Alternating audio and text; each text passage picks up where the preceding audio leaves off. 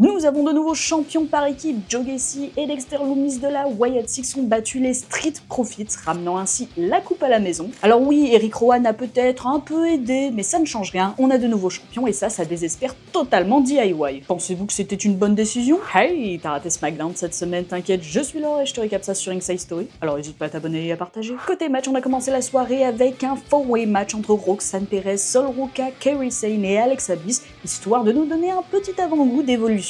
Alors tout le monde est venu avec son partenaire de tag, même Alexa Bliss, et donc ça va mener bien sûr à une bagarre en ringside, ce qui va déconcentrer un peu les participantes. Au final, c'est Alexa Bliss qui réussit à choper Kairi Sane pour son sister Abigail et remporter la victoire. R-Truth a affronté Aleister Black qui, on peut le dire, est plutôt en colère. Il est tellement en colère qu'il va essayer de ramener une chaise dans le match, mais l'arbitre l'arrête et dans la confusion, Truth y place un roll-up qui lui fait gagner le match. Ça énerve encore plus Black qui va essayer d'aller choper Truth en coulisses, mais il se fait arrêter par Damian Priest et ce dernier aurait peut-être dû rester loin de ses affaires puisqu'il va se faire allumer. Et ben voilà, enfin une rivalité intéressante pour Aleister Black. Il était temps. Et dans le main event, Solo Sikoa et son clan sont venus virer Paul Heyman et LA Knight qui parlaient notamment de Saturday Night's main event. Knight ne voudra pas l'écouter, donc bien sûr il se fait attaquer, mais Jimmy Uso vient lui prêter main forte, ce qui mène donc à l'organisation d'un tag team match. Autant dire que dans une telle configuration et à 24 heures de Saturday Night's main event,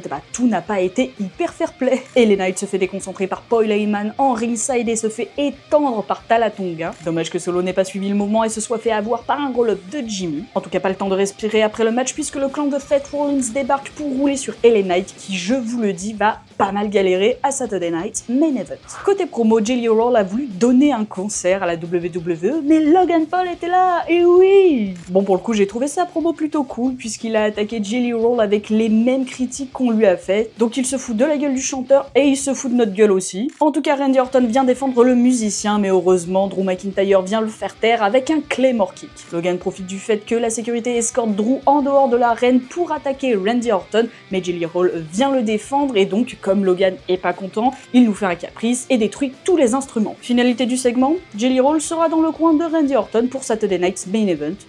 Voilà. Et enfin, Tiffany Stratton et Trish Stratus faisaient un face-à-face quand Naomi va débarquer, mais elle aura pas la parole longtemps puisque Jade Cargill va venir l'attaquer. Et voilà, tu as tous les moments importants du show, retrouve plus de récap et plus de contenu sur nos différents réseaux, et à la prochaine.